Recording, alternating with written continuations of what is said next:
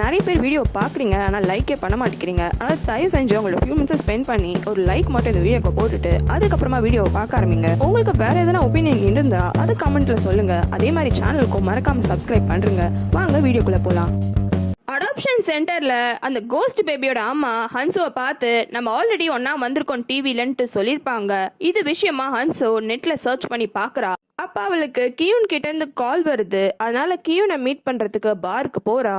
அங்க அவன் தனியா ரொம்பவே குடிச்சிட்டு ஃபீல் பண்ணிட்டு இருக்கான். கியூனுக்கு ஆர்கிடெக்ட் ஆகணும்னு ஆசை. ஆனா ஃபேமிலி இங்க இருக்குன்ற ஒரே காரணத்தினால திரும்பியும் அக்கீராக்கு வந்துடுறான். இந்த விஷயத்த ஹன்சு கிட்ட சொல்லி ரொம்பவே ஃபீல் பண்றான். அப்புறம் ஹன்சு கிட்ட நான்லாம் என் ஃபேமிலியை தூக்கி போகணும்னு நினைச்சா ஈஸியா யாருமே பார்க்காத நேரம் தூக்கி போட்டுருவேன். உன்னோட அக்கா அதுவும் சொந்த அக்கா கூட கிடையாது, எதுக்காக அவங்கள தேடுறதுக்கு இவ்வளவு ஸ்டெப் எடுக்கிறேன்ட்டு கேட்கறான். அதுக்கு ஹன்சுவும் நான் என் அக்காவை தேடுற மாதிரியே எனக்கு ஃபீல் ஆகல, என் அக்கா தான் என்னை தேடுற மாதிரி எனக்கு ஃபீல் ஆகுது. என் அக்கா எங்கெங்கெல்லாம் சொல்றாளோ அது வழியா நான் போய் எங்க அக்காவை கண்டிப்பா கண்டுபிடிச்சிருவேன்ட்டு சொல்றா. பார்க்கு ஹைஜின் ஒரு வேலை ஹன்சோட அக்காவா இருப்பாளோன்ற விஷயத்த பத்தி ஹெட் ஆபீசர் கிட்ட சொல்றான். ஆனா அவரு எதனா உளறிட்டு இருக்காதுன்னு திட்டிடுறாரு. அதுக்கப்புறமா பார்க்கும் இன்னொரு விஷயத்த நம்ம ஃபாலோ பண்ணணும். இங்க பாருங்க, யூனாவோட அப்பா எலெக்ஷன் டைம்ல ரொம்பவே பிஸியா இருப்பாரு. ஆனா எலெக்ஷனுக்கு கரெக்டா 2 வாரத்துக்கு முன்னாடி அவரோட டிரைவரை அவர் மாத்திட்டு இருக்காரு. அதுவும் அவர் பிஸியா இருக்கிற டைம் ஆல்ரெடி தெரிஞ்ச டிரைவரா இருந்தாதான் வசதியா இருக்கும். ஆனா அப்பன்னு அவர் டிரைவரை மாத்திருக்காரு. அதை விட முக்கியமான விஷயம், அந்த டைம் தான் ஹைஜனும் காணாம போயிருக்கா. இதை கேட்ட ஹெட் ஆபீசரும் ஆமா நானும் கேள்விப்பட்டேன், யூனோட அப்பாவும் அந்த டிரைவரும் கொஞ்சம் க்ளோஸ்ன்னு. பார்க்குக்கு டவுட் வந்துருது.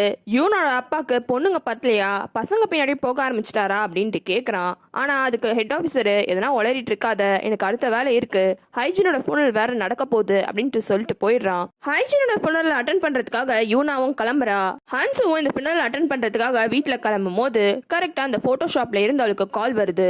ரொம்ப வேலை இருந்ததுனால உங்க போட்டோவை ஃப்ரேம் பண்ண முடியல, ஆனா கண்டிப்பா இன்னைக்கு பண்ணி கொடுத்துருவேன் அப்படின்ட்டு அந்த ஆள் சொல்றான். ஹைஜனோட பாடியை கார்ல வச்சுதான் எடுத்துட்டு வராங்க.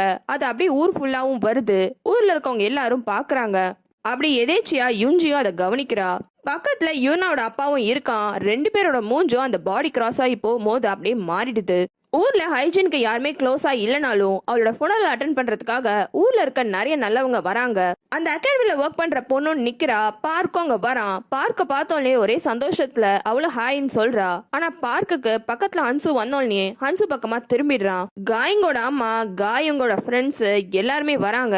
அப்ப அந்த டிராயிங் டீச்சர் அங்கதான் இருக்கான். அவனை பார்த்தோடனே காயிங்கும் வந்து உங்களுக்கு எத்தனை வாட்டி ஃபோன் பண்றது, என்னோட மெசேஜை கூட நீங்க எடுத்து படிக்க மாட்டேங்கிறீங்க, ஏன் இப்பெல்லாம் பண்றீங்க, நான் எவ்வளவு பயந்து போயிட்டேன் தெரியுமா அப்படின்ட்டு ஃபீல் பண்றா. அதுக்கு அந்த டிராயிங் டீச்சரு நீ தானே அன்னைக்கு சொன்ன அன்னைக்கு நைட்டு ஒண்ணுமே நடக்கலன்ட்டு, அதையே மைண்ட்ல வச்சுக்கோ, தேவையில்லாதெல்லாம் பேசாத, முதல்ல இங்க இருந்து கிளம்பு அப்படின்ட்டு சொல்லிடுறான். இருந்தாலும் காய்ங்க உங்களை நினைச்சு நான் எவ்வளவு கவலைப்பட்டேன்னு தெரியுமா அப்படின்ட்டு சொல்றா. அந்த டிராயிங் டீச்சருக்கு ரொம்பவே கோவந்துருது. நீ யார் முதல்ல என்னை பத்தி கவலைப்படுறதுக்கு, உன் வேலையை மட்டும் பாருன்னு அவன் அந்த இடத்த விட்டு நடந்து போயிடுறான். ஆனா இவங்க 2 பேரும் இப்படி பேசிட்டு இருக்க எல்லா விஷயத்தையும் அந்த மெடிக்கல் ஷாப் லேடி சைட்ல இருந்து கவனிக்கிறா. அவ அப்படி கவனிச்சிட்டு இருக்கும் போது பின்னாடி யூனா வந்துடுறா. ஆன்டி நீங்களும் வந்திருக்கீங்களா அப்படின்ட்டு கேக்குறா. யூனா கூட பாவும் நிக்கிறான். ஆன்டி பரவாயில்ல, நீ கூட வந்துட்டியா அப்படின்ட்டு யூனாவை பார்த்து கேக்குறாங்க. ஆமா, நான் போன வாட்டியே உங்க கடையில உங்க பாக்குறதுக்காக வந்தேன், ஆனா நீங்க தான் கடையை க்ளோஸ் பண்ணிட்டு போயிட்டீங்கன்ட்டு யூனா கோவப்படுறா. ஏன் எதனா முக்கியமான விஷயமா அப்படின்னு இந்த மெடிக்கல் ஷாப் லேடியும் கேக்குறா. ஆமா முக்கியமான விஷயம் தான், எதுக்காக பாவுவோட மெடிசன்ஸ்ல தூக்க மாத்திரையும் கலந்தீங்க அப்படின்ட்டு கேக்குறா. இவ இப்படி டக்குன்னு மூஞ்சுக்கு நேரா கேட்டோன்னே மெடிக்கல் ஷாப் லேடிக்கு ஒண்ணுமே புரியல. எனக்கு எல்லா விஷயமும் தெரியும், நான் நெட்ல சர்ச் பண்ணி பார்த்துட்டேன், நீங்க இவனுக்கு தூக்க மாத்திரை தான் ஆட் பண்ணிருக்கீங்க அப்படின்ட்டு சொல்றா. உடனே இந்த மெடிக்கல் ஷாப் லேடியும் நீ ஸ்கூல் படிக்கிற பொண்ணு, எனக்கு இந்த மெடிக்கல் ஃபீல்ட்ல 15 வருஷம் எக்ஸ்பீரியன்ஸ் இருக்கு, நீ எனக்கு கிளாஸ் எடுக்கிறியா, பாவு கொஞ்ச நாளா பியாடா நடந்துக்கிறான்னு அவனோட அப்பா கம்ப்ளைண்ட் பண்ணாரு, அதனால தான் அவனோட மாத்திரை எல்லாமே நான் மாத்தி கொடுத்தேன். அப்ப நீங்க என்ன சொல்ல வரீங்க, பாவோட அப்பாக்கு தெரியும்னு சொல்றீங்களா அப்படின்ட்டு யூனா கேக்குறா. ஆமா, அவனோட அப்பாக்கு தெரியாம எப்படி என்னால மாத்த முடியும்னு அந்த ஆன்டியும் சொல்றாங்க. ஆனா இதுக்கு மேல அங்க நின்னா யூனா தான் கேட்க போறான்னு அவங்களும் உள்ள போயிடுறாங்க. இருந்தாலும் யூனாக்கு இந்த ஆன்டி மேல ரொம்பவே டவுட் வருது. எல்லாருமே சர்ச்சுக்குள்ள வந்துடுறாங்க. ஹைஜனோட பாடியும் உள்ள எடுத்துட்டு வரும்போது சர்ச்சே அமைதியா இருக்கு. ஆனா பார்க்கோட போனு வைப்ரேட் ஆக ஆரம்பிக்குது. உடனே பார்க்கும் போன் எடுத்துட்டு வெளியில வந்துடுறான். ஹைஜனை பத்தி விசாரிக்க சொல்லி பார்க் சொல்லியிருப்பான். அது விஷயமா பார்க்கோட ஃப்ரெண்டு தான் கால் பண்றான். ஹைஜனோட கிளாஸ்மேட் யாரோ ஒருத்தி கொஞ்சம் வருஷத்துக்கு முன்னாடி ஹைஜனை பார்த்த மாதிரி சொல்லியிருக்கா. ஆனா அவ யாருன்னு தெரியல, அவளை பத்தி டீடைல்ஸ் கிடைச்சோன்னு சொல்றேன்ட்டு சொல்றான். உடனே பார்க்கும் அந்த கிளாஸ்மேட் யாருன்னு கண்டுபிடிச்ச உடனே என்கிட்ட நீ மறக்காம சொல்லணும்ட்டு சொல்றான். வெளியில மழை பெய்யற மாதிரி கிளைமேட்டே மாறிடுது. அதே நேரம் லேடி பாய் அவன் வீட்டுக்கு வெளியில வந்து அந்த வீடியோ வச்சு ஹைஜின் எங்க நின்னா, அவ எப்படி நடந்து போனா, எந்த பக்கமா போயிருப்பான்ட்டு அந்த இடத்துலயே சுத்தி சுத்தி பார்த்துட்டே இருக்கான். நார்மலா நல்லா இருந்த கிளைமேட் சுத்தமா மாறிடுது. நல்லா மழை பெய்ய ஆரம்பிச்சிடுது. அங்க அந்த ஃப்ரேம் கடையில ஹைஜினோட டிராயிங்க ஃப்ரேம் போடுறதுக்காக அந்த டிராயிங்க பிரிக்கிறாரு. பார்த்தா அந்த டிராயிங்க்கு பின்னாடி ஒரு என்வலப் இருக்கு. யுஞ்சி அவ ஹஸ்பண்ட் கூட கார்ல கிளம்புனது ஹாஸ்பிட்டலுக்கு போல. அங்க இவளுக்கு செக்அப்லாம் பண்றாங்க. இன்னொரு பக்கம் ஃபினரல்ல ஊர் மக்கள் எல்லாரும் சேர்ந்து ஹைஜினோட காஃபின்ல அவளுக்கு மரியாதை செலுத்துறாங்க. அப்ப ஹன்சுவும் அந்த கோஸ்ட் மதரோட வீடியோவை ரெக்வஸ்ட் பண்ணிருப்பா. அந்த வீடியோவை அனுப்பிச்சு வச்சிருக்காங்க. அந்த வீடியோவை ஓபன் பண்ண ட்ரை பண்றா. திடீர்னு மொத்த இடத்துலயும் செமையா இடி இடிக்க ஆரம்பிச்சிடுது. மின்னல் வருது.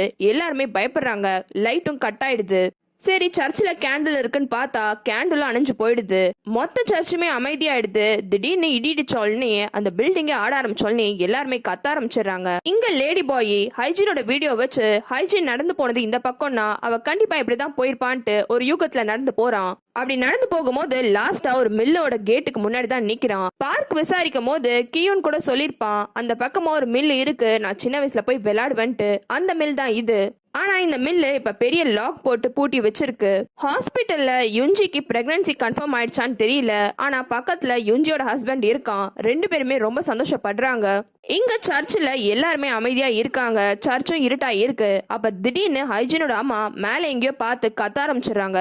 அவங்க கத்துனதுல சர்ச்சில் இருக்க எல்லாருமே பயந்துடுறாங்க. ஆனா ஏன் இவங்க இப்படி கத்துறாங்கன்னு திரும்பி பார்த்தா சர்ச்சோட செவுத்துல அம்மா என்னை காப்பாத்துங்கன்னு ரத்தத்துல எழுதின வார்த்தை தெரியுது. இத பார்த்தோன்னே சர்ச்சில் இருக்க ஒருத்தரும் பயந்துடுறாங்க. உங்களுக்கு வேற சீரிஸ் பார்க்கணும்னா கமெண்ட்ல சொல்லுங்க.